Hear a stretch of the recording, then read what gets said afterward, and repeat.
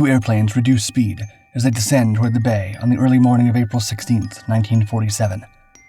From the cockpits, the pilots stare in disbelief as a towering orange cloud rises from the docks below. Beneath them, hundreds of civilians pour into the streets and lean from windows to watch the glow. It was a beautiful thing to see in the morning, some will later say. But the beauty doesn't last long.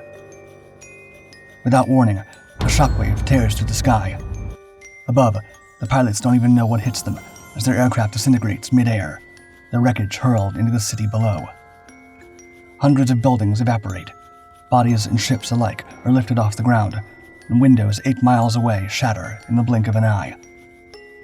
It's Resurrection Day, people think, as they struggle to get back on their feet and look for cover.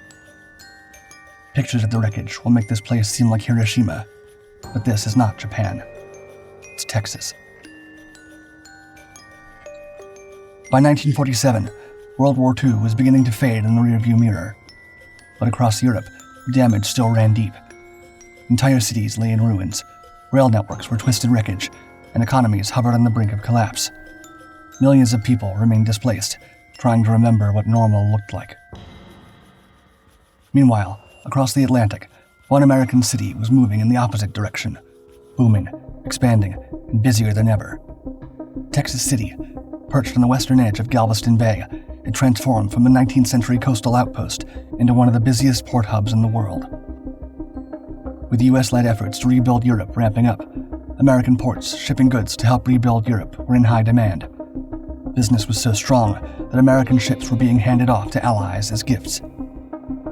One of them was SS Benjamin R. Curtis, a Liberty-class cargo vessel that had served in the Pacific Theater. Now reflagged as French and renamed SS Grandcamp, the ship joined the French Line, a shipping company helping to restore Europe's shattered infrastructure. Grandcamp was tasked with sailing across the Atlantic, hauling crates of tobacco, bales of cotton, barrels of peanuts, drums of twine, and most critically, bags of ammonium nitrate, a chemical used in both fertilizer and munitions. The loading process was routine, but as the cargo disappeared into her hull in Texas City, something was off. Personnel on the dock began to notice that several of the bags of ammonium nitrate felt unusually warm to the touch. Supervisors were notified, but the situation was deemed non-dangerous. About 2,300 tons of these bags were loaded into Grandcamp, where heat couldn't escape. The morning of April 16, 1947, began like any other Wednesday in Texas City. Children walked to school, while dock workers filtered into the port, ready to load and lift. But as the new shift arrived at SS Grandcamp, they noticed a thin ribbon of smoke curling from the hold. It was coming from the same storage unit where the ammonium nitrate had been stacked. Men rushed to the hatch and peered down into the dim cargo space. Small flames danced between the bags, eating slowly into the cargo. To this day, the source of the fire remains uncertain. Some point to human error, perhaps a smoldering cigarette tossed carelessly into the hold. One man grabbed a gallon jug of water and poured it into the smoldering bags. Two others emptied their fire extinguishers into the heat, but the flames kept going. The men turned to their captain, who, concerned about saving the cargo, ordered the crew to cease using water, remove nearby ammunition from adjacent holds, seal the hatches, and pump steam into the compartment to smother the fire. It was standard procedure for many shipboard fires. Inside the sealed hold, the ammonium nitrate began to react. Heated in confinement, the chemical started to decompose into nitrous oxide, releasing more heat with nowhere to go. The temperature and pressure climbed by the second until the hatches were blown open and a plume of thick orange smoke erupted skyward. By 8:45 a.m., firefighters had arrived on the scene. They uncoiled hoses and opened the valves, sending streams of water crashing against the side of the Grandcamp. But the heat was so intense that the water reportedly vaporized on contact. Across town, young George L. Biggs was on his way to the eye doctor alongside his father when they noticed the strange orange smoke rising over the docks. George's father wanted to go down to find out what was happening. But before they could take another step, the entire city shook. A blast wave tore through the port with unimaginable force. George later recalled, quote, "Dad said it felt like someone had slapped him in the face as hard as they could. He told us to run home." As they did, Texas City began to burn behind them. The explosion struck at 9:12 a.m. Everything within a 2,000-foot radius vanished, with about 1,000 buildings being obliterated in an instant. Entire structures collapsed, vehicles flipped like toys, and hundreds of lives were lost forever. The shockwave was so powerful that it was reportedly felt as far away as Louisiana. SS Grandcamp disintegrated, reduced to burning fragments that rained across Texas City. Her 2-ton anchor was launched over a mile and a half away. Chunks of the ship's hull landed on oil tanks and refinery rooftops, sparking a chain reaction of secondary fires across the industrial sector. Rescue crews poured into the city, dodging debris, glass, and craters. Some pushed toward the port, but they were blinded. A reporter from the Houston Chronicle, cited by the New York Times, stated, quote, "The ship, which is said to have started the fire, could not be seen through the smoke.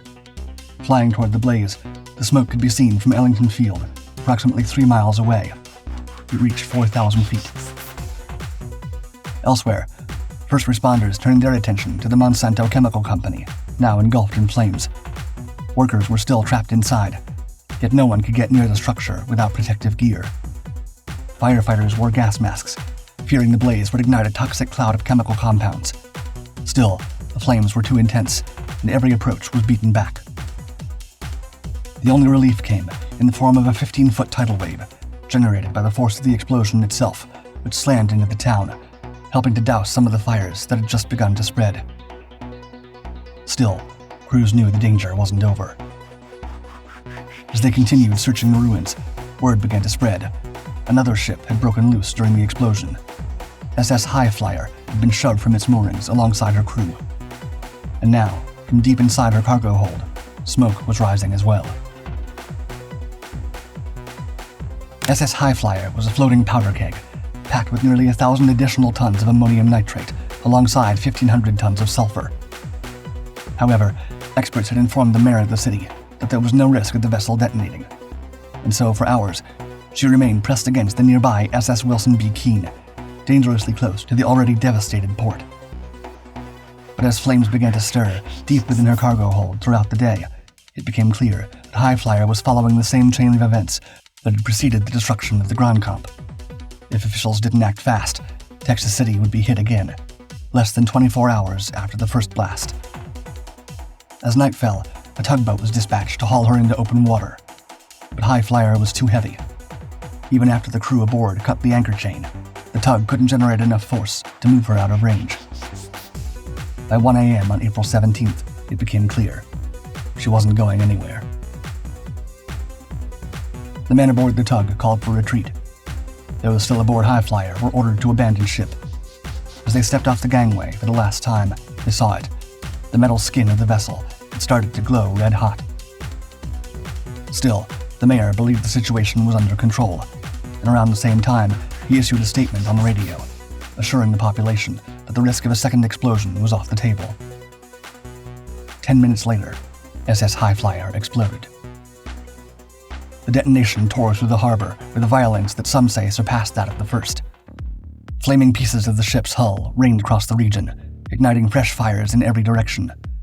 One piece of her frame landed nearly a mile from ground zero. Luckily, most residents had been evacuated in the hours after the Grandcamp explosion. When Highflyer erupted, only 2 more lives were lost. Regardless, the devastation was undeniable. The Texas City disaster was one of the largest non-nuclear explosions in human history, and by the following morning, images of the wreckage spread across newspapers nationwide.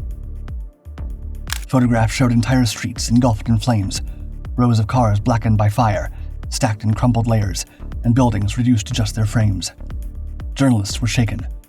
An article from that time, published by the New York Times, states that a journalist described the city as looking as if it had been leveled by a B-29 superfortress. An Air Force crewman, no stranger to firebombing missions, even admitted, quote, "We flew raids where we did less damage." The official toll of human life stood at least 560. However, many of the victims, undocumented workers, dockhands, and visitors passing through, were never identified. Some estimates place the true number of human casualties closer to 1,200. Over 5,000 people were injured.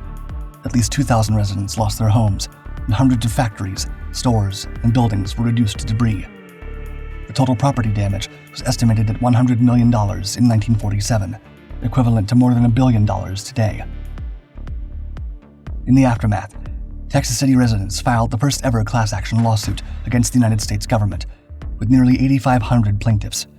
The case argued that federal negligence in the mishandling of ammonium nitrate had directly led to the disaster. It took years before Congress intervened. In 1955, a special bill was passed to compensate the victims. Nearly $17 million were distributed to families and survivors, far less than what was lost, but enough to begin rebuilding.